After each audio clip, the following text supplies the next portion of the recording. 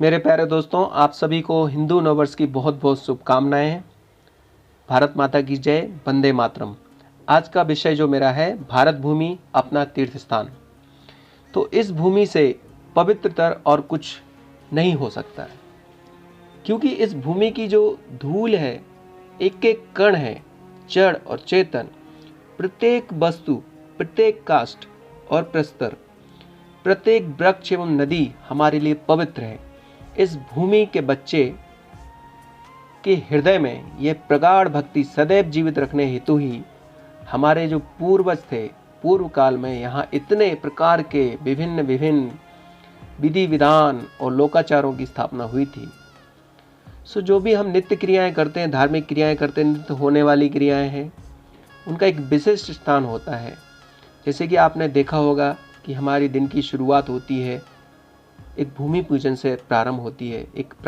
एक हमारे समाज में एक प्रथा है, भारत भूमि की प्रथा है कि प्रातःकाल जैसे ही आप निद्रा को त्यागते हैं, सर्वप्रथम आप पृथ्वी माता से इस बात के लिए क्षमा याचना करते हैं कि दिन भर आप उनको अपने पैरों से उनके ऊपर चलते हैं। तो हम एक विवश हैं, इसके लिए तो हम मंत्र बोलते हैं कि समुद्र वसने देवी पर्वतन स्तन मंडले विष्णु पत्नी नमस्तुभ्यम पाद स्पर्श क्षमस्वे। हे देवी, समुद्र तुम्हारा परिधान है, पर्वत स्तन मंडल है, जिनका वात्सल्य रस नदियों से प्रवाहित हो रहा है। हे विष्णु पत्नी, मैं तुम्हें प्रणाम करता हूँ।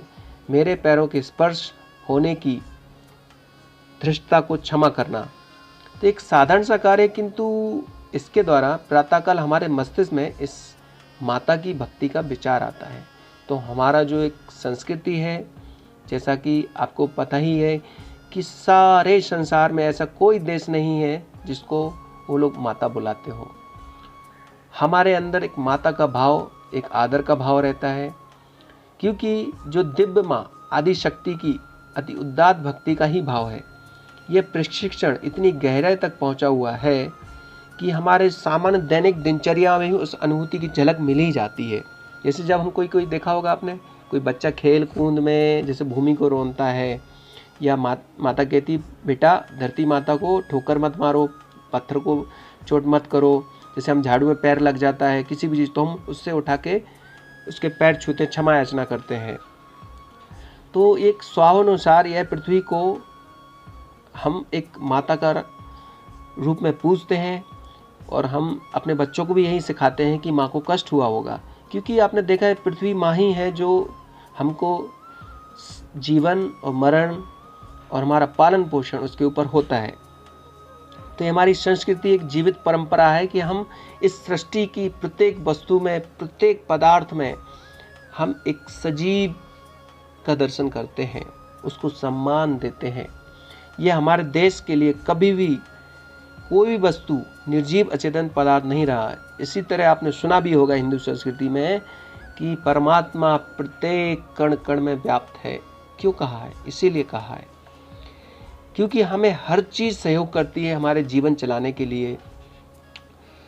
तो मैं ये चाहता हूँ कि सदैव समान भाव से अपने बच्चों को एक दिव्य, जो हमारे पृथ्वी का स्वरूप है, दिव्य माँ का स्वरूप है, वो बच्चे छोटे से लेकर बड़े होने तक हम सब बच्चों को यही सिखाएं।